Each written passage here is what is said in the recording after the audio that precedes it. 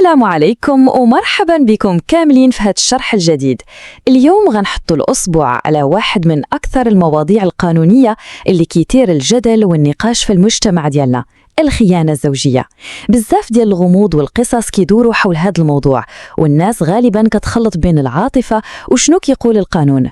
فهاد الشرح غنحطوا العواطف على جنب وغنركزوا غير على الواقع القانوني والمسطرة الجنائية المغربية بكل دقة وموضوعية. الهدف ديالنا اليوم هو نفهموا مزيان هذا الإطار القانوني بواحد الشكل اللي واضح مباشر وما فيش تعقيدات. إذن أول سؤال كيطيح في البال واللي بزاف كيسولوه، واش الخيانة الزوجية بصح كتدخل الحبس؟ واش هذا الفعل كينتهي فعلا وراء القضبان؟ وشنو خاص يوقع بالضبط باش القانون يتدخل بشكل حاسم؟ هذا السؤال هو اللي غنطلقوا منه اليوم وغنجاوبوا عليه دقة دقة باش نفهموا مزيان كيفاش كتخدم الآلة القانونية في هذه الحالات. ندوزوا للقسم الأول، الخيانة الزوجية في القانون المغربي. القاعدة الأساسية هنا واضحة وما فيهاش نقاش. القانون المغربي كيعتبر الخيانة الزوجية جريمة، والشيء المهم اللي خصنا نعرفوه هو أن القانون كيعاقب عليها سواء ارتكبها الزوج أو ارتكبتها الزوجة. الحياد هنا تام ومطلق، ما كاينش فرق. القانون كيحط الطرفين بجوج أمام نفس المعيار ونفس المساءلة. هذا المساواة هي الأساس اللي غنبنيو عليه الفهم ديالنا قبل ما نتعمقوا في تفاصيل. القسم الثاني هو الأهم، شروط وأدلة إثبات الجريمة.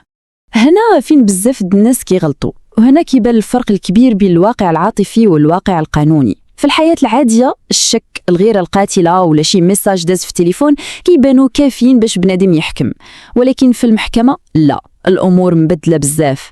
القانون ما كيفتحش ملفات غير حيت كاين شك أو اتهام. القانون كيتعامل بالورقة والقلم وكيطلب أدلة قوية وملموسة كيعترف بها هو بوحده. شنو هما هاد الأدلة اللي كيعترف بهم القانون؟ النيابة العامة والمحاكم كتقبل حصريا هاد الحوايج.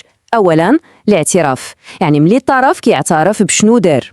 ثانيا محاضر الضابطة القضائية، يعني ملي البوليس أو الدرك الملكي كيضبطوا حالة تلبس بشكل قانوني ومضبوط. وثالثا أدلة مادية قوية كتثبت الواقعة بلا حتى شي شك. هاد اللائحة المحدودة ماشي باش تعقد الأمور، ولكن باش تحمي الناس من الاتهامات الباطلة وتضمن بلي المحاكمة مبنية على الصح.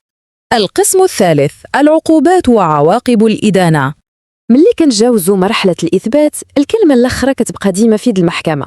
القاضي هو اللي كيدرس التفاصيل والظروف ديال كل القضية، ولا تبتات الإدانة بداك الأدلة القاطعة اللي دوينا عليها، فنعم القانون فيه عقوبات اللي تقدر توصل للحبس الفعلي وغرامات مالية، ولكن هذا الشيء كله كيبقى خاضع للسلطة التقديرية ديال القاضي على حسب معطيات وحيثيات كل ملف.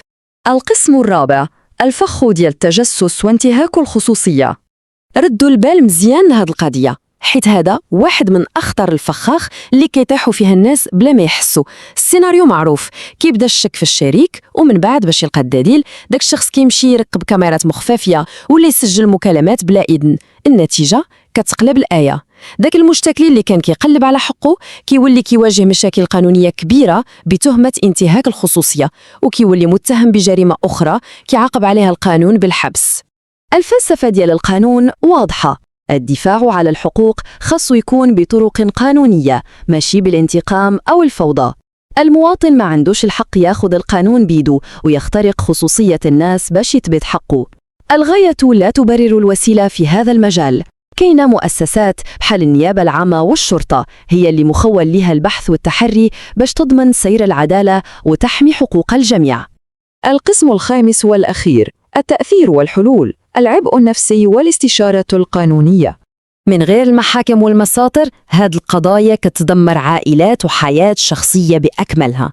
الضغط النفسي كيكون كبير بزاف والضحية الأكبر هما الوليدات. القانون يقدر يحكم في العقوبة، ولكن داك الدمار الاجتماعي والشرخ اللي كيوقع في الأسرة صعيب يتصلح. هاد الشيء علاش هاد المواضيع كتحتاج حذر شديد ووعي كبير قبل ما يتخاذ أي قرار. إذن شنو المعمول عملياً؟ يلا، كانت شي حالة حقيقية، الخطوة الأولى والأساسية هي استشارة محامي مختص، حيث هو اللي غيقدر يوجه الملف بالطريقة الصحيحة.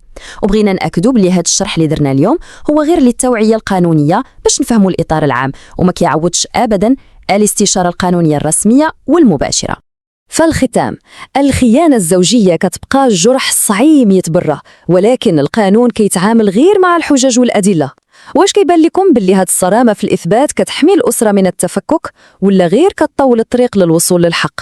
فكروا فيها مزيان وقولوا لنا في التعاليق شنو هو الموضوع القانوني المغربي اللي بغيتونا نشرحوه ونبسطوه لكم المرة الجاية. واش قانون الشغل، العقار، ولا الجرائم الإلكترونية؟ ما تنسوش ديروا لايك وتتابعونا باش يوصلكم الجديد. شكرا على المتابعة، ونشوفوا في شرح جديد إن شاء الله.